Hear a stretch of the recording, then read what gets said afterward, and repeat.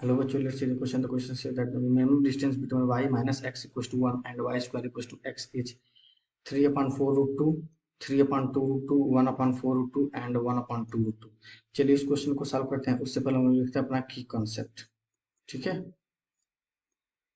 की कॉन्सेप्ट, अगर कोई parabola y square equals to 4ax तो उसका टेंजेंट का इक्वेशन होता है स्लोप फॉर्म में y equals to mx plus a by m।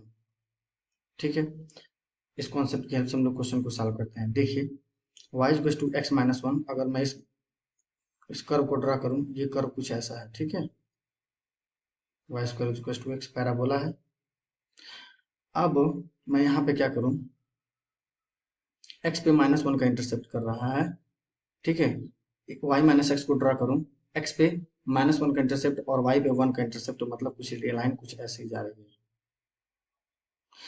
तो मिनिमम डिस्टेंस कब होगा, मैं एक क्या करूं, एक लाइन ड्रॉ कर दूं इस पैराबोला पे, मतलब एक टेंजेंट का इक्वेशन ड्रॉ कर दूं और दोनों बीच के मतलब दो पैरेलल लाइन के बीच के डिस्टेंस निकाल लो। दो पैरेलल लाइन के बीच के डिस्टेंस का फार्मूला हम लोग को पता है। अब हमारे पास दो लाइन पैरेलल है तो स्लोप सेम होगा ना। पहली वाली लाइन जो लिखी है उसको मैं ऐसे लिख सकता हूँ क्या, y equals to 1 into X plus 1, y equals to M X plus C. यहाँ से स्लोप की वैल्यू क्या है, m इक्वल्स टू हमारे पास आ रहा है 1। तो जब m इक्वल्स टू 1 और ये भी लाइन क्या है हमारे पास इसके पैरेलल है, जब टेंजेंट का इक्वेशन वो ड्रा कर रहे हैं, m इक्वल्स टू 1 हो जाएगा तो हमारे पास m इक्वल्स टू 1 पुट कर दो तो ये जगह हमारे पास x प्लस ये हमारे पास कितना हो जाएगा a।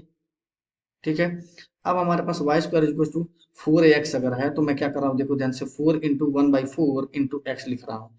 4 तो 4 कैंसिल हो जाएगा, पर मुझे यहाँ से अगर पैराबोला का स्टैंडर्ड पैराबोला ऑफ इक्वेशन को से कंपेयर करूँ, यहाँ से ए की वैल्यू क्या हमारे पास आ रही है, ए की वैल्यू हमारे पास आ रही है 1/4, तो इक्वेशन ऑफ टेंजेंट की वैल्यू हो जाएगी mx प्लस 1/4। तो वो वाली लाइन हमारे पास क्या हो जाएगी, उस लाइन को मैं देखो कैसे लिख रहा हूँ, x minus y plus 1 is equal to 0, और इस वाली लाइन को मैं लिख रहा हूँ x minus y plus 1/4 is equal to 0। अगर दो लाइन दिया हो ax plus by plus c1 और दूसरा इज इक्वल टू 0, और दूसरा लाइन है हमारे पास ax plus by plus c2 is equal to 0, तो दोनों के बीच का और जो मिनिमम डिस्टेंस होगा ना वो पैरेलल परपेंडिकुलर डिस्टेंस होगा, मतलब दो लाइंस के बीच का ही डिस्टेंस होगा।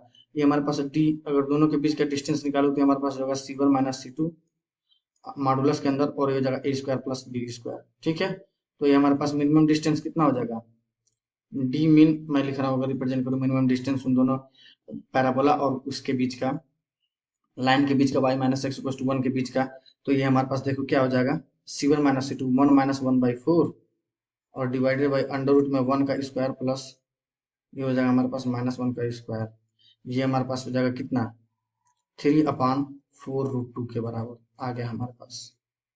तो देखो कौन सा ऑप्शन मैच कर रहा है, 3/4 रूट 2, मतलब option A is the correct choice. I hope you will understand. Best of luck, thank you.